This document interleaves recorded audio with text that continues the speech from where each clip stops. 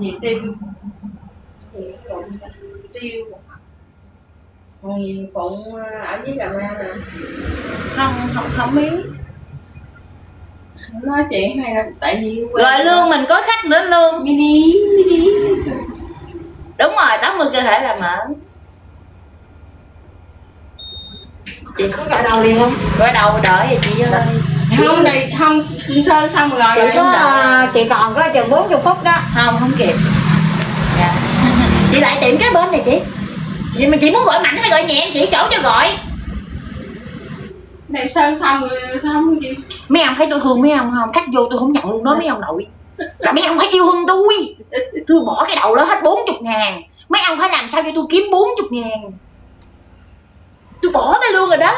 Nếu mà tôi gọi đầu là tôi không thể ngồi nói chuyện với mấy ông được. Mấy ông phải yêu thương tôi giống như tôi yêu thương mấy ông vậy đó.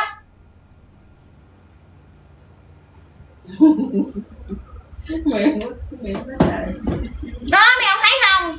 Tôi nhiệt tình với mấy ông lắm luôn. Nếu mà tôi nhận bảo gọi đầu là tôi không thể ngồi đây để nói chuyện. Đó, đường nào cũng tiền, cuộc sống không có tiền là không thể làm phiền mấy ông được.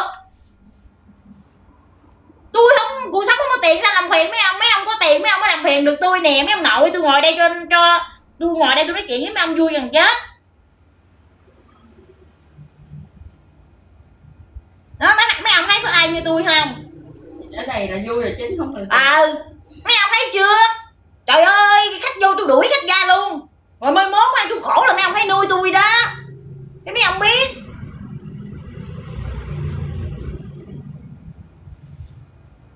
Mấy ông thấy tôi nhẹ dạ cả tin không? Nghe theo mấy ông.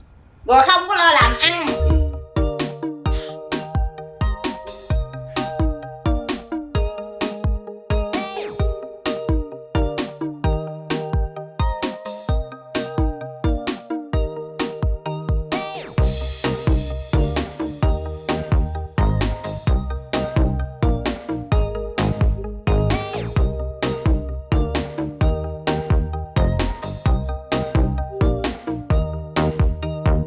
And navy blue, Sizzy. Okay, printed blue and navy blue basket 1. Anong color yung nasa mannequin? Printed, red printed 2, red printed 2, basket 2. Ay, 2 pala. Anong 2 pala po? Sorry, ang bilis ng comment. Hindi naman, Zizi. Hindi naman. Hindi naman siya bitin. Hindi. Okay. Zizi, ano to cover up siya. Okay, cover up siya. So, may konting pa-slit siya dito sa side. Ayan o, may pa-konting slit siya dito sa side. Okay, may pa-konting slit siya sa side. Na pwede mong ilipat sa kabila or any, left or right pwede. Okay? Sample ng basket. Tapos yung suot ni mannequin po. Okay? Ganyan kasi siya. Yan siya, Zizi. Okay? Nakabikini yan siya. Tapos ikaw yung magtatali ng pinaka-skirt. Okay? Si basket po. Tali mo yan siyang ganyan. Ikaw magtali. Ganyan siya, Zizi. Okay? Hindi naman siya maigsi.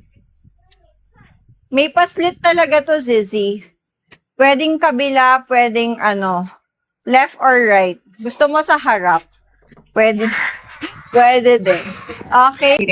I think after the battle, I'll probably get off. Enigma, welcome in. Alright guys, this is the final battle. Link, thank you.